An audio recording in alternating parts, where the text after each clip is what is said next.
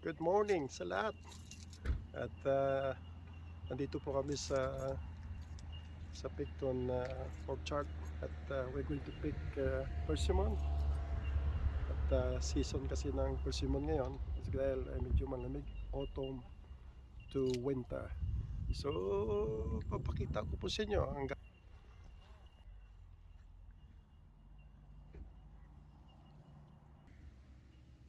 yun po yung mga trees na ito is turning grain to up to red, orange, one is red. Ayan.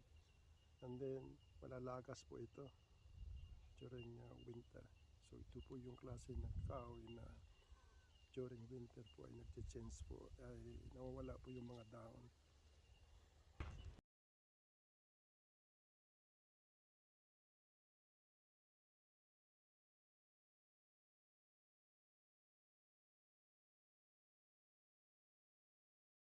That the owner will bring us to the place that we are going to pick.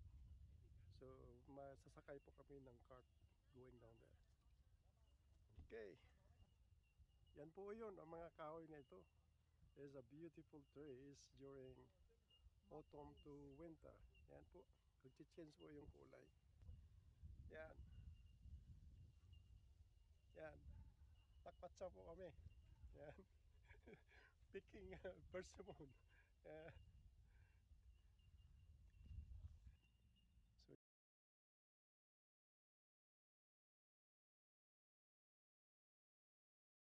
so, ang kanilang tagiliran. Yan po ang paglo-look after ng vineyard ng orchard ng persimmon. The same as with the strawberry. Yan po.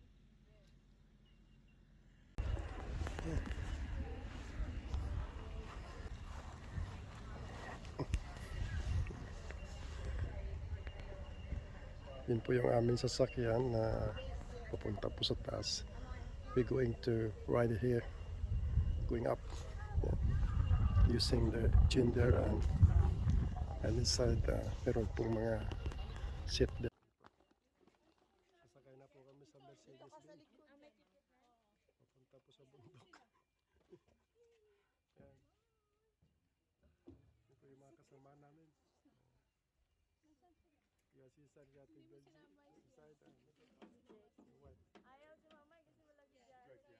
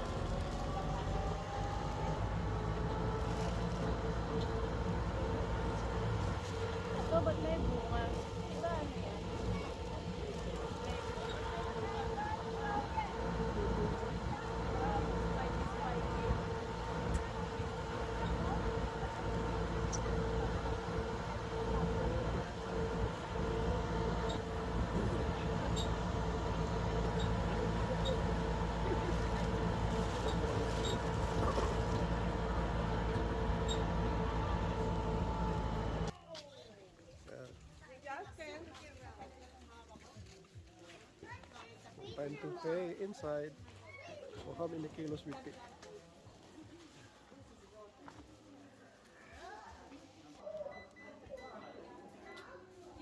So, 16 kilos. Ito yung aming bitbit. Ito.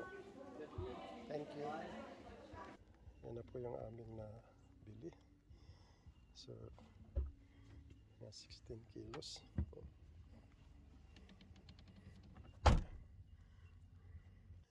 Ito na po at uwi na po kami. At the time is 3 o'clock in the afternoon. So, thank you for watching. Thanks sa pagtsatsaga po ninyo na pag-watch po ng aking vlogs. Salamat po. God bless.